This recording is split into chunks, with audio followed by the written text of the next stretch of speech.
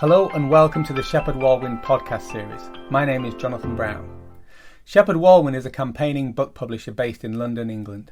Our purpose is to uncover and promote new ideas to society's oldest problems. And whilst our specialty is ethical economics, something Anthony Werner, our driving force for over 40 years, has pioneered, we have branched out over the years to other related areas such as the environment and the lives and works of society's change agents. These podcasts promote ideas we're convinced can actually help us build a better society for all of us. So have a listen and be sure to share with your friends if you like them, but also tell us what you think. These are debates we all need to be part of. So without further ado, let's get into the interview. Welcome back to part 2 of this 3-part podcast series with economist and investor Phil Anderson. Now, Phil wrote The Secret Life of Real Estate and Banking in 2008, which documented the boom-bust cycles in US land and property values over the last 250 years.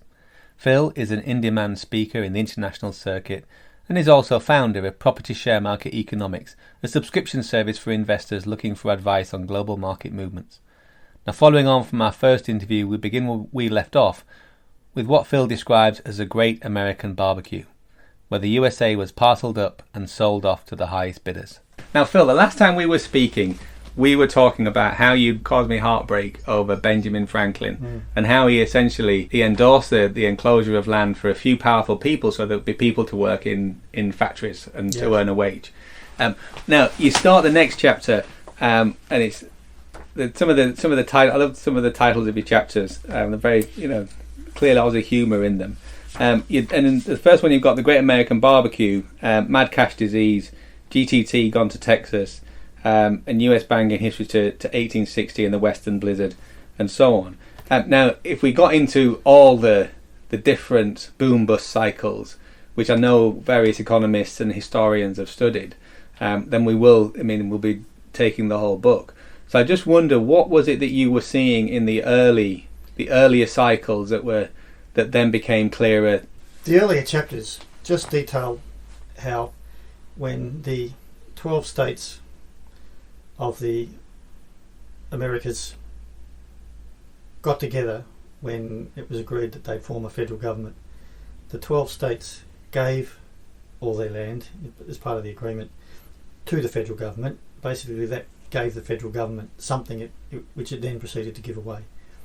And so those few chapters, the first few chapters, detail what came to be called the Great American BBQ, the giveaway of United States real estate. So it was United States, there were 12 states, they united, and the federal government proceeded to do just that, give away the land. So effectively, when you arrived in the New Americas, you could walk to the frontier, you could stake out or peg out, which they did, 160 acres. You could avail yourselves of America's foremost surveyor, which was George Washington. You could get his services. It's a bit before 1800, but you could then go into the frontier. You could peg off that 160 acres. You might be in a town or on the frontier.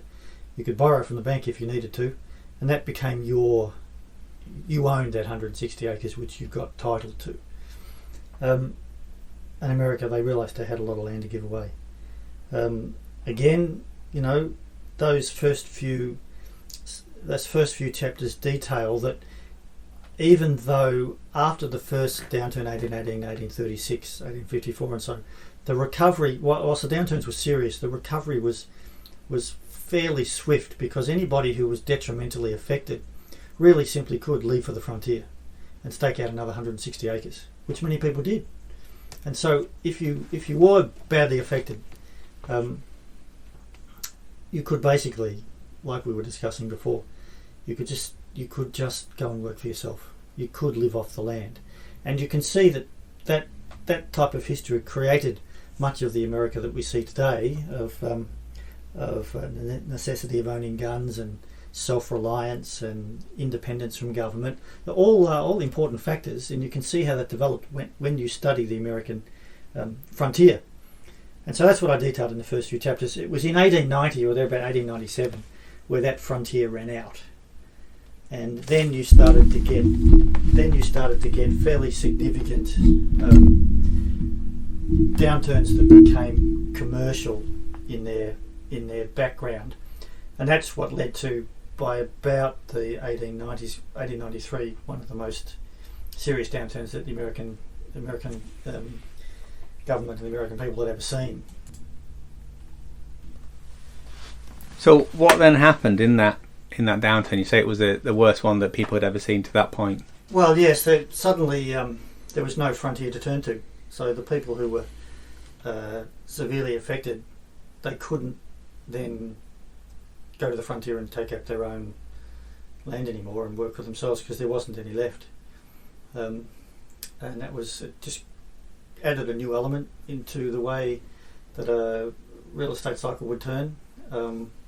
It started pushing up land prices even more. It started concentrated, so the people now would, instead of heading to the frontier, they'd have to head into the cities to find work. The slums and everything else that started and began and just started a new.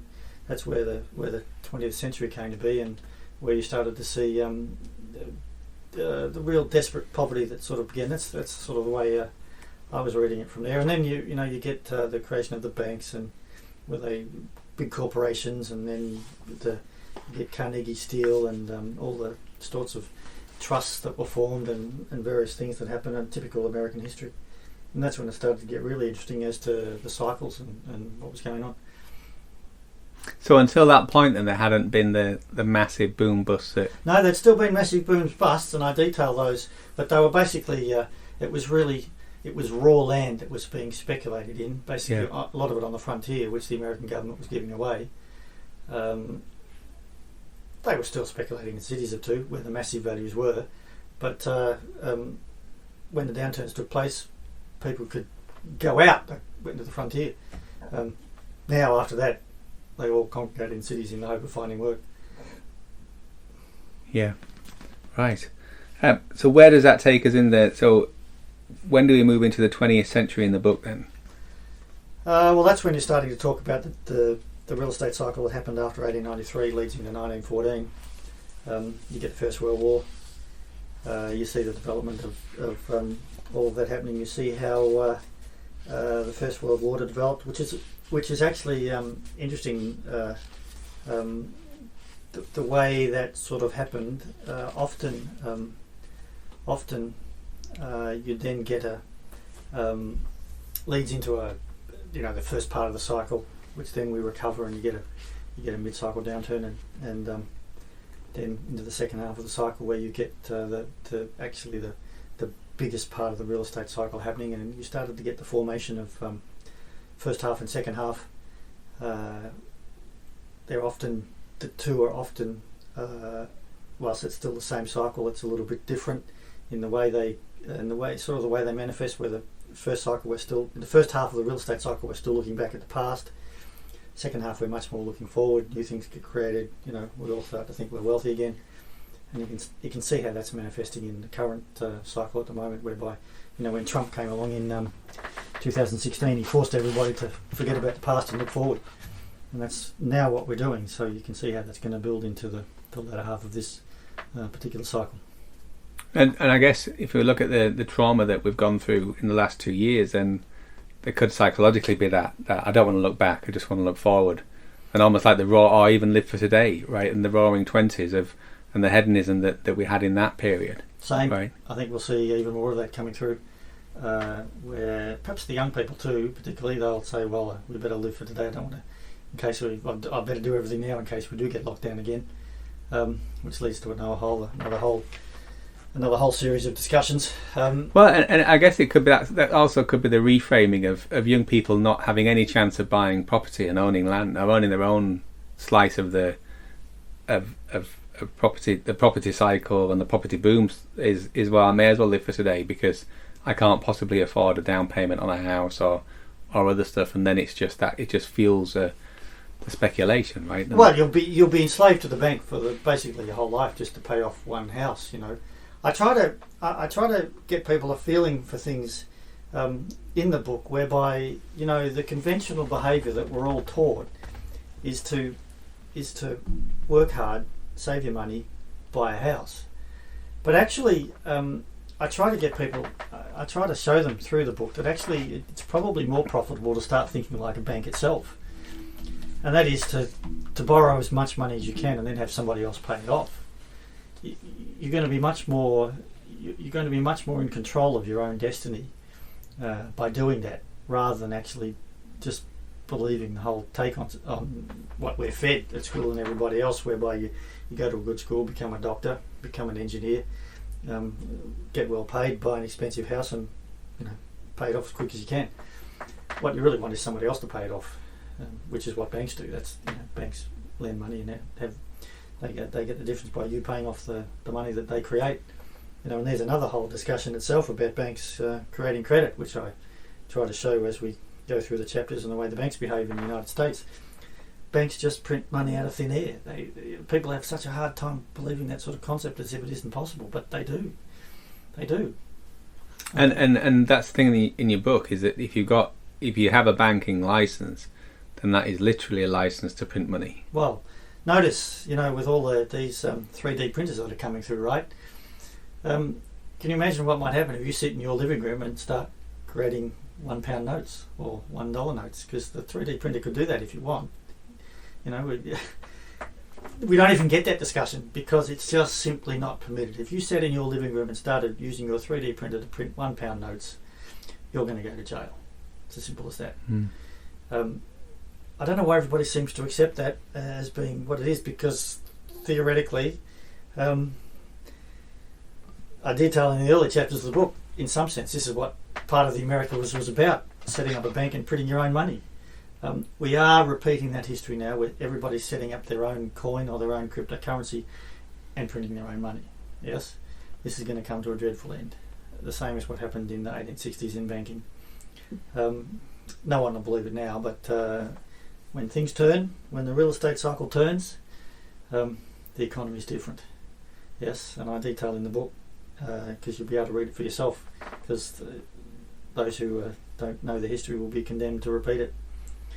Fascinating times coming up, Jonathan, in the next 6-7 years as to the sort of things going to happen. That's why the history is in the chapters there, because you have to read the history to know what's coming next. And we're just repeating it now. It's just all right. It's crypto now. It's a electronic currency, but it's just the same as what happened in the 1860s when anybody could start a bank, did start a bank, and then printed their own money. I think by about 1860 there were 35,000 different banknotes in circulation in the United States. You had to carry a book called the Banknote Reporter to work out who had the notes and who didn't, and where they came from, so you knew which bank they were from. Yes, in the finish, the central government had to put an end to that, because it just got right out of hand. People were printing not wealth, but printing their own ability to buy wealth. Yes, that creates an awesome amount of speculation. Yes, which is what we're seeing now. You get a leader of that speculation, he gets followers. They all think he's a guru. They all think it's never happened before.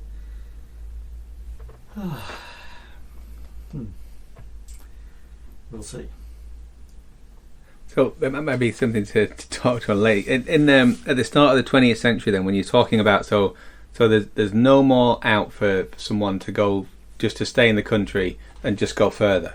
So that's now gone. So that all the lands, we've gone over all the way to the west coast. We've gone all the way up to the Canadian border. Yes. And now it's like, well, if we run out of money, we can't just grow our own again through the land. No, now you had to actually earn it. You had to have a wage, earn the money to buy the real estate, and now you had to buy it from someone else. So that was really so Ben Franklin's awareness that we need to make wage earners. You've got to enclose the land. That then runs out just at the end of the. Well, of course, in his day they thought it wouldn't run out for 500 years. Right. It ran out in 50. Yes. So, maybe there was some logic to what Ben Franklin was trying to do if they thought they had a 500-year supply of real estate. And so in the start of the 20th century, then, what you've got is all the visible land, all the traditional land is enclosed. And then people have to come and live and work in the cities more and more. So I guess you now have people more deeply exposed to the shocks that could happen in a downturn. Yes. And then you said talk about the land booms of 2008 and 1926. the land of oranges and speculators. Well, that was all involved in Florida. That was, the 1926 boom all took place in Florida, whereby they had speculators in Florida that were actually selling land to people who'd never been there. That land was actually underwater. So, the US, the people there are ingenious in finding ways of flogging off the real estate to new and unsuspecting customers. They'll do the same thing now again when they start selling off international real estate. It might be on the moon, might be on Mars, wherever it is.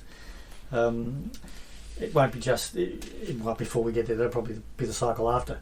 But, crypto people will find ways, even as houses and flats and whatever else get more and more allegedly supposedly unaffordable as such, the way we work things now. Bankers and crypto specialists, they'll find ways of you being able to speculate and buy parts of a house because it'll be documentable and provable. So you might end up, in a few years' time, you might end up buying 1/15 of a house or 1/10 or something like that, and there'll be separate owners, and you might band together 5 or 6 of you and buy the same place and live in it, and you'll each own a fifth or something that can be demonstrable or whatever it is, and however they decide to divide it up. But it's just at its heart, it's just speculation. It's just allowing prices to go up and banks to create more credit to lend more money.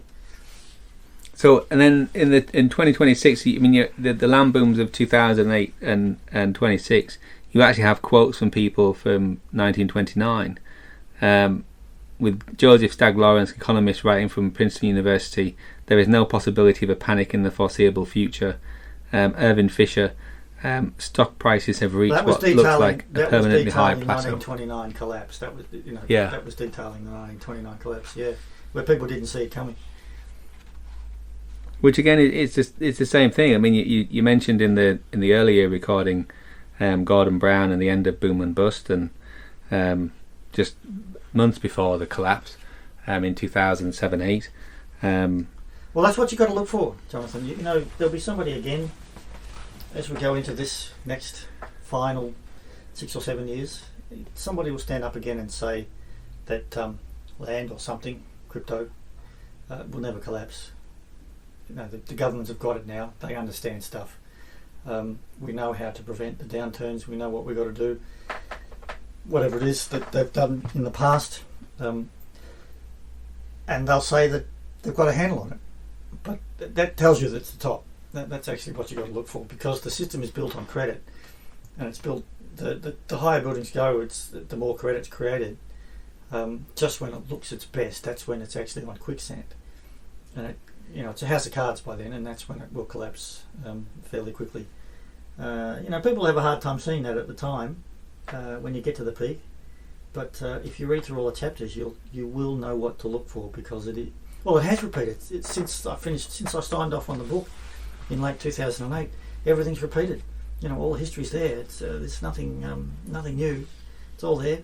One of the things I do in the book later on is when I've been able to get stock market history. I put the stock market in. I show a bit of a history of the Dow, and I show people what they can look for in various chapters as well, and how the markets behave. There's not too many charts, but it's all written out there for people to see. Nothing new. And I know. I mean, one of the. I guess you were talking about someone saying that it was a page turner. Is that you do have a way of drawing out some engaging stories, and one of the things I've really enjoyed in the books are the scams that come to light, which is the end of the. They're unbelievable. Just so ingenious, some of them, and also as well in retrospect, just oh my god, that one again. Yes. And that and it's whether it's that whole thing about one bond every minute or whatever, but and all the stuff. So look at crypto. Look at the Doge. I mean, it's a scheme. It's nothing. It's not going to change much. Yes, and we'll look back in 20 years' time. We'll look back and see, people are going to say, "How on earth didn't I see that coming?" Yes. Yeah. But one born every minute, Jonathan. I've been. I'm not saying I haven't been caught either. We all go through it to some extent, because we've all got to learn it in some way. But I know I won't get caught again. So you're talking. You move forward then into because we have the Second World War, if I'm right. That's the only thing that stopped the 18-year cycle, well, anything that was big enough to... It didn't stop the cycle as such. It just meant we couldn't speculate. Right. Yeah, so if you can't get the boom, you won't get the bust. And, it was quite deliberate policy after the Second World War, and during it, the government would not allow people to speculate. You couldn't speculate in commodities because the government needed them to build all its armaments and munitions. So they didn't want to be paying high prices when some of the stuff was scarce. So they forbid it. And because, of course, there were so many people so many men particularly, that went off and fought the wars, there wasn't the need. There was just speculation just didn't happen, and people were preoccupied and busy. And then after the Second World War, it took about 10 years for the US in particular, and in Europe, rebuilding had to take place. And in the western part of Europe and in all the West and stuff, it was in a finish rebuilt quite quickly. People, by about 1955, people had recovered their pre-war status. We got the cookers and the washing machines and the white goods and stuff sorted out. People had come home. They married, Americans especially, and the English too, I guess, and the Europeans. The men settled down as quick as they could, as best they could. They got married. They had kids. Wanted to forget what they'd been through. Obviously, I don't know. I didn't live that part. Just what I saw in studying history. And they moved on, and the new generation comes through. Fred Harrison did some meticulous detective work, and he showed how land prices bottomed in the US in 1955, and we kicked off the next cycle, and it was back to the same. It was speculation at all cost, and everybody started buying and selling houses and everything else that went on. Banks started creating more credit specifically for land and house related, and we got into the next cycle. And by the late 1960s, here we were again. Things becoming unaffordable, and we kick things off. So what when you look at the later cycles then? So there's a big thing around the end of the ability to move your way out of a problem. Well, in the mid to late 20th century, what did you notice about the changing the cycles and the changing the boom bust cycles? Well, there was no change in the boom bust cycles as such. What I did notice was the effort undertaken by government to free up finance. Certainly, as we moved into the late 70s and early 80s, Milton Friedman and Margaret Thatcher and Ronald Reagan, all attempting to loosen the ability of the banks to create more money and speculate, lowering of taxes, the so-called liberation and more freedom for everybody. Ronald Reagan came and said that less government was good government and things, which I don't dispute. But again, based on enclosure, it fed into a remarkable degree of speculation again, and it just built up the next cycle. And it all pretty much happened the same way again as we moved into 1989. Just more and more money being created to subdivide more and more land to create allegedly more and more houses because there was supposedly a shortage, and it put us into boom conditions, which eventually peaked again, as they do every 18 to 19 years. 14 years up, 4 down. It's not uncomplicated, and it's visible there for everybody to see as part of the history goes. So it's not complicated? No, it's not complicated at all. Just takes a bit of time to study the history. Yeah. And that took us to current. Yeah, and again, just some of the characters, scandals, and the cons and stuff. It's remarkable, really. I had a good laugh when I was reading some of those things for just how consistent the scams are. It's almost always towards the end of the cycle they revolve around banks, credit, scams, who can create the best thing to rake in as much money from the unsuspecting public. Yes, and crypto fits that, to my mind. I'm not completely against crypto in some of what it can do with its blockchain and things, but crypto fits for a eventual massive con. Yes, it'll be great fun while it lasts, but you don't want to be in at the end. No, and I guess when I look at the cycles, that the difference now is, as you know, you talked about Friedman and Reagan and Thatcher and the freeing up of the restraint on stuff, and so it's basically we've added steroids since the 80s. We've been adding steroids to the market, and and I know, I mean, the land real estate boom into 89 asked not what your bank 1989 asked not what your bank can do for you. And there's a quote from Ivan Boesky, the notorious insider trader, who said, "Greed is all right, by the way. I want you to know that." And said just prior to his arrest on charges of insider trading, "I think greed is healthy. You can be greedy and still feel good about yourself." And I guess for people who may have seen Wall Street and the Gordon Gekko speeches, they didn't realise that it was actually based on a real. On a real mindset from. There's more coming in this decade. There's more coming yet. And then you also have an old quote that you've used a few times, which is, "The best way to rob a bank is to own one." Yeah. Yes. Yeah. Well, it's What can you say?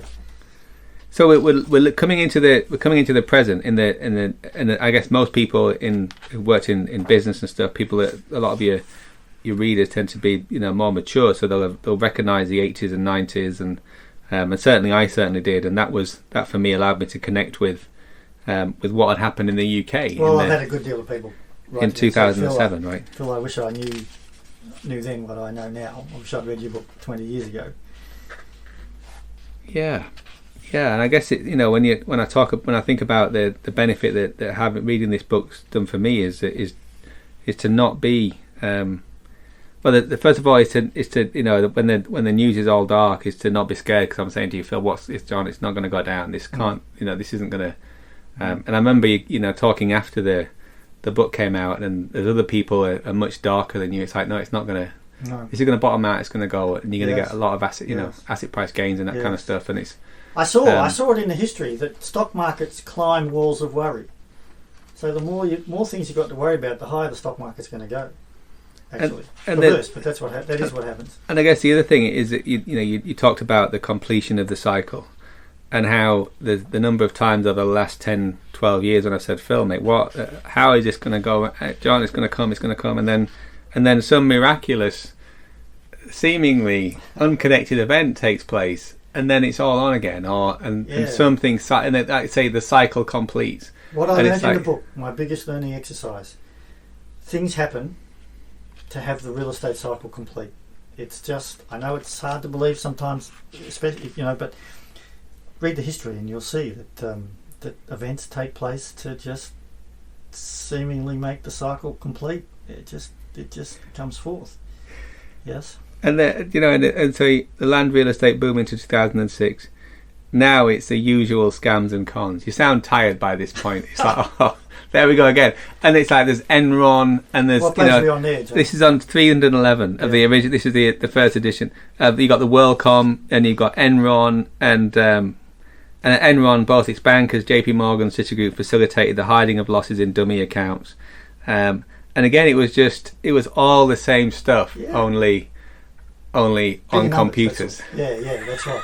Yes. Rather than on ledgers. Yeah, and also bigger. I think we need the computers for the more noughts, don't we? Really, just because of the the telco, and it's all. Well, that's the other thing about when you read the history. Every cycle has been bigger than the one before it. Yeah. And I said that. You remember me saying it in the early days of when I was talking here first up in the UK. Where were we? 2009, 2011, 2012. I tried to tell people at the time, I said, don't worry about what's going on at the moment, all the bad news and everything else. This current cycle just started. I said to him, as plain as day, I said, it's going to be bigger than the last one. Yes? And I saw that because of history. Yeah. People scratched their head back 10, what are we, 10 years ago, yes? Back in 2011 but you can see it, Jonathan, right? It is now bigger than the cycle. Now it's bigger than the prior one. And I guess there's a whole thing, like if you look at the telcos and the internet, you talk about Mark Andreessen as well, and the rise of the internet, is that we have a tendency of overvaluing the new. we know that those things are going to be important, and there's a tendency to overvalue them and get caught up in this is going to change everything forever, and it's never going to, never going to end. The number of people that have come back to me and said, Phil, it's different now, surely. We've got computers, and isn't the cycle going to speed up now because we're supposed to be so knowledgeable? Computers, we've got all the data in front of us. But actually, I think it's getting worse. I think we're now, in one sense, I think we're now dumber than we've ever been. I don't mean that in a derogatory sense. It's just that we're not seeing what we should be seeing. We've got algorithms I think from what you're taking us away from what we actually should be seeing. And what I've heard you say before is that is a lack of, we're less thoughtful, yes, right, and less reflective. And the whole thing, your whole philosophy is around look at the history and look for yourself, because you will not believe me. I can show you a graph. Yeah. And you won't believe me. So go back to to 1792, go back to 1800, go back to 1818, and come forward, and then you can see. Start from today and go back, and let's look at great crashes, and let's look at 2006, 2008. Let's look at 92, 94, and then let's look at 73, and then it's like, and just keep literally count back, and then it's look at the. I think there's a quote there in the book. I think it was the 18. Was it one of the downturns, 1873 might have happened, whereby some very highly skilled professional people came through and said the downturn happened because of the invention of the telegraph.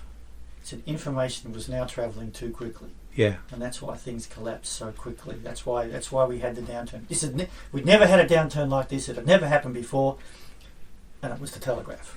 Yeah. Yes? I mean, it was, Well, do you know the other thing you talk about?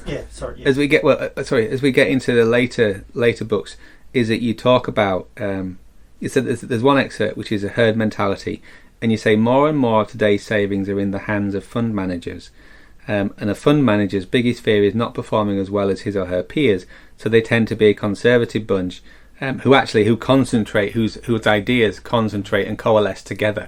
So people who appear to be independent are not. So they're officially independent institutions, but their thought patterns and where they're trained and what they're taught, it's all the same. Yeah. So they all think the same way, and then they act the same way, and they don't want to get below the average and everything else because they'll lose the bonus. So it's like, right, so how can we concentrate all in the middle? So you've got that, yeah. Yeah. And Wall Street plays a big part in that too. And look what's just happened now, where Wall Street is now facilitating the ability of all of us to be able to trade crypto on a futures market and buy in and buy out. This is facilitating an ever larger amount of speculation. You'll be able to pledge your crypto that you own. You'll be able to hedge it, do whatever you want with it, and just create more stuff out of thin air. And that's the same that was what was happening in the past. Well, I mean, now we've got things called NFTs that are just coming in, right? Yeah, and so in that sense, that's literally it's like literally out of the computer. So in that sense, it's like we've got everything, and so now our steroids are really good, and it's like and the young people love it who've never seen this before, and right? It's brand new. It said my parents never did this. They don't know what they're doing, blah blah blah. But someone was saying someone can buy a token for $600 and then sell it next week for $40,000. Don't tell me you can't make money in today's market, and it's that realization as you get older, and you just think, that smells like a con. But what it also smells like is, well, it's not. It's built on belief. The market is built. There's an element of value in it. It's like, well, we're increasingly digital, so having a unique token on your phone or on your computer screen that you spend your day looking at, or instead of watching telly, you're enjoying the art that you bought. That is entirely. It's like, there's a value in that. But the idea that an asset can go from $600 to $40,000 without consequence and one way, then it's absolute nonsense. It has happened before, because the worth of Chicago, there were land plots in Chicago that went from $1 to 36,000 in the space of about 3 or 4 months. Pure speculation. Yes, it was just facilitated buying and selling. Half the time you didn't even have to own the plot. You just had to have access to it. Somebody else might have owned it, but you had title. Yes, on credit. Right. So it's exactly the same. It is. Yeah. It is. It's not any different. Right. So now I think we've got up to the present day. Yeah. We've got up to today, and we're talking about NFTs. So let's just wrap this one up, and then we can get into the final part of the book, which is looking at the future. Sure. Thank you very much for listening. Join us next time when we look ahead to the future of the markets. Thank you for listening to the Shepheard-Walwyn podcast. To explore these ideas further, be sure to visit our website www.shepheard-walwyn.com and join our mailing list for news and special offers. Check out our authors and buy the books to learn more. And you can also find us on social media. Links are also on the website. And if you like the podcast, please head over to iTunes or Spotify to give us a review. It's surprisingly helpful in getting the ideas out there. So until next time, keep reading